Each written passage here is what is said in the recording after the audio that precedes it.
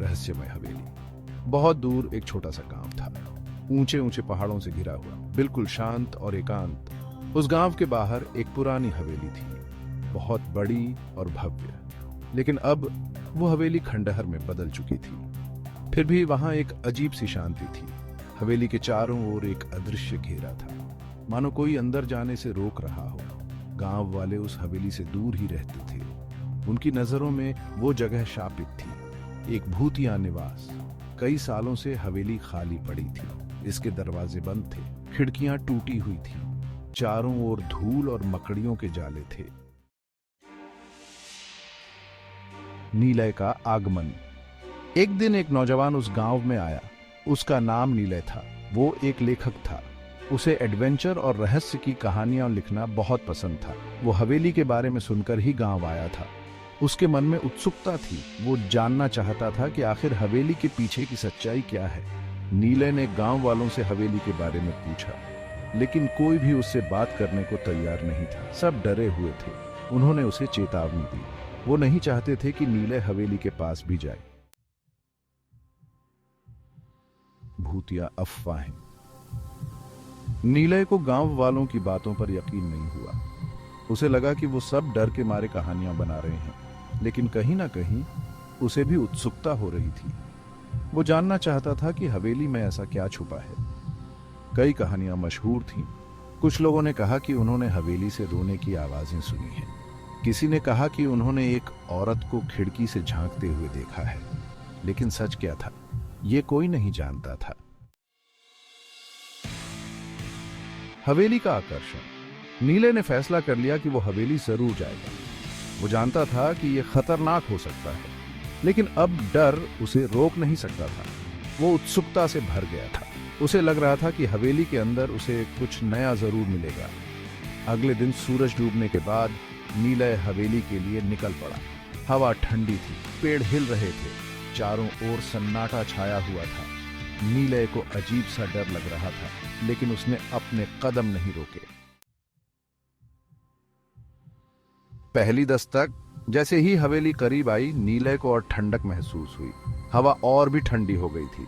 उसने हिम्मत करके हवेली के गेट पर दस्तक दी। कोई जवाब नहीं आया। गेट पुराना और जंग लगा हुआ था। नीलय ने जोर से धक्का दिया और गेट खुल गया। नीलय अंदर चला गया। हवेली का आंगन सूखा और खाली था। घास और खरपतवार उग आए थे। हवेली की दीवारें बहुत ऊंची और डरावनी थीं। खिड़कियां काली और खाली थीं। अंदर की दुनिया। नीलय धीरे धीरे हवेली के अंदर गया। अंदर बहुत अंधेरा था। हवा में धूल और सीलन की गंध थी। नीलय ने अपनी टॉर्च निकाली और चारों ओर देखा। हॉल बहुत बड़ा था। दीवारों पर पुरानी तस्वीरें लटकी हुई थीं। फर्नीचर धूल से ढका हुआ था। नीलय ने एक कमरे में प्रवेश किया। यह एक बेडरूम था। एक बड़ा सा बिस्तर था। उस पर एक पुरानी चादर फैली हुई थी। एक ड्रेसिंग टेबल थी। उस पर एक कंघी और ब्रश रखे हुए थे। ऐसा लग रहा था जैसे किसी ने जल्दी में कमरा छोड़ा हो। फुसफुसाहटें और साया। अचानक नीलय को एक आवाज सुनाई दी। उसने ध्यान से सुना। फुसफुसाहट, या शायद हवा की आवाज। वो डर गया था। उसने चारों ओर देखा, लेकिन कुछ दिखाई नहीं दिया। नीलय ने खुद को शांत करने की कोशिश की। सोचा शायद ये सिर्फ उसकी कल्पना होगी, लेकिन उसे एक अजीब सी बेचैनी महसूस हो रही थी, जैसे कोई उसे देख रहा हो। एक अजीब सी घटना। नीलय हिम्मत करके आगे बढ़ा। वो एक और कमरे में पहुंचा। यह कमरा एक लाइब्रेरी थी।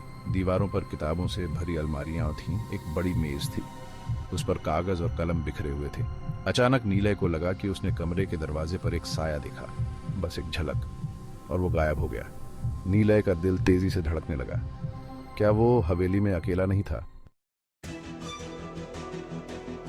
रहस्य गहराता है। नीले डर के मारे पीछे हट गया। उसने अपनी टॉर्च उस जगह पर चमकाई जहां उसने साया देखा था, लेकिन वहां कुछ नहीं था। वो डर के मारे कमरे से बाहर भागा। अब तो वो सचमुच डर गया था। नीले हवेली से बाहर निकलना चाहता था, लेकिन उसे रास्ता नहीं मिल रहा था। वो भटक गया था, मानो हवेली उसे फंसा रही थी। फंसे हुए नीले घंटों हवेली में भटकता रहा। उसे बाहर निकलने का रास्ता नहीं मिल रहा था। हर कमरा एक जैसा लग रहा था, हर गलियारा उसे अंधेरे में ले जा रहा था। नीलय थक गया था, उसे भूख और प्यास लगी थी, लेकिन उसके पास खाने या पीने के लिए कुछ भी नहीं था।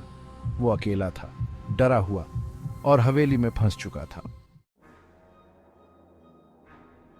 अनसुलझी पहेली। नीलय को समझ नहीं आ रहा था कि आखिर हो क्या रहा है। क्या हवेली वाकई भूतिया थी या ये सब उसकी कल्पना थी? उसे कोई जवाब नहीं मिल रहा था। हवेली का रहस्य अभी भी अनसुलझा था और नीलय उसके जाल में फंस चुका था। क्या वो कभी इससे बाहर निकल पाएगा या वो हमेशा के लिए इस भूतिया हवेली का कैदी बनकर रह जाएगा?